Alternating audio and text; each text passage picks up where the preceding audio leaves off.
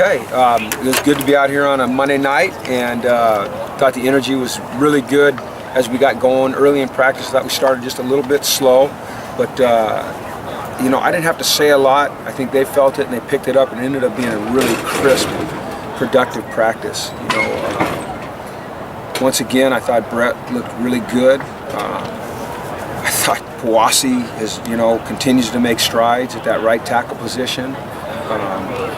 We had Malcolm out there doing a little bit, got to get him going. It's certainly going to be a couple days before he's really up to speed. But I thought it was a really good practice for us. And it's a long day for these guys. We started with meetings this morning at 7, but that's okay. I like the fact that we practice at different times of the day. You got to be ready to play at different times of the day. So that's just part of the learning process. So it was a good, productive day for us. In his limited work, what was your impressions of Malcolm? I didn't watch him a lot. I watched him a couple steps. It looked to me like he was struggling a little bit, like you'd think. He hadn't played for a while.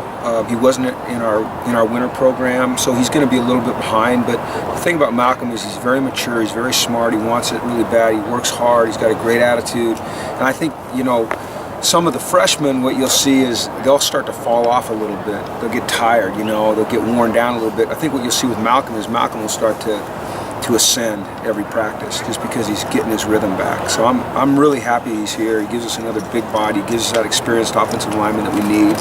And he's acted a little bit as a mentor to some of those guys as well in his own quiet way. So I appreciate that he's here. Is the initial plan for him at left guard?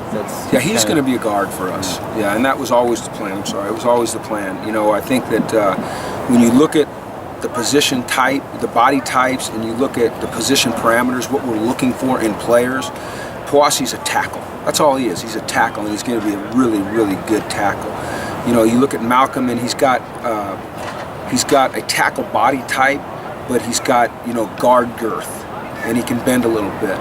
You look at Najee and Scotty Quisenberry and Brindle and Hewlick, and Alex Redmond, and those guys are more inside guys. You look at the way Caleb's playing with his length, and he's an outside guy. So you're kind of looking for body types. You're looking for bend, in the waist and the knees, even in the ankles. And so I think we're set up pretty well. I like the way we look on the offensive line. I've been impressed with those guys so far. Have you noticed Eldridge at all this first week and a half? Yeah, primarily when we get down in tight in the red zone. He's a big body for Brett to throw to. As a matter of fact, 2 days ago, Brett threw a ball out we were on this field on the sideline to his left, and he looked covered. Eldridge looked covered, and Brett just threw it over the DB's head, and Eldridge went up and caught it. He came back and said, "It's a nice big target for me." He goes, "I can just throw it up there," and he goes and gets it. And then you saw it in the red zone some. He uses his body well. He just got enough little push off in there to create a little separation, and every day he's going to get better and better. If you think about Eldridge, last spring he was limited. He was fairly limited during the fall, and then during the season he was always on the scout team. So he was never running our plays with our quarterbacks. He was always, playing the role of our opponent's receivers. So I think you're just going to see him get better and better, and he works at it. Did you see him take on Miles in the first? So it was funny, and it was great. I mean, it kind of shows you the mindset of Eldridge.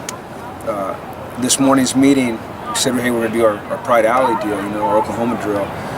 And I said, "Who wants to go first?" And Eldridge. I said, "All right, call it out. Who do you want?" He says, "I want Miles." I told him before practice, "I'm going to get life flight over here. have him ready. But he did well. I like his attitude. He's tough. He's aggressive. He likes to compete.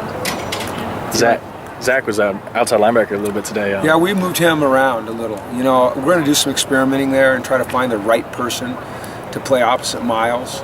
And Zach got length. He's got really long arms. He can separate. It's just, there's competition there. I don't want anyone to assume that anyone's got the job. And so I think between Kenny and Dion and Zach and whomever else shows up, there's going to be strong competition out there. But we want to get the 4 best players on the field, and part of that is moving guys around a little bit. How far behind, just because he hasn't been here, is Zach from maybe Kenny and Dion and that sort of? Well, from a mental standpoint, he is. He doesn't know the ins and outs of the defense as well. And then I think from a physical standpoint, the first 3 days, The first day he was good. The second 2 days he fell off a little bit. Today he came back stronger. You know, I think he's the type of kid that the more work he gets, the further along we go into spring, he's going to start to get stronger. I don't think he's going to be the typical freshman that falls off. I mean, this is a determined kid. I mean, you guys have seen him. I mean, he just, you know, he is bound and determined to win that job and be an impact player. I love that about him. Is there a recovery timeline for Ben Wysocki? I don't know that yet. I don't know it, but thankfully it wasn't broken. It was, they call it a moderate medial sprain. I got part of it right. I'm missing a word in there somewhere. But Ben, I don't know if he'll be back this spring, but at least it wasn't broken. So. Okay? Cool. All right.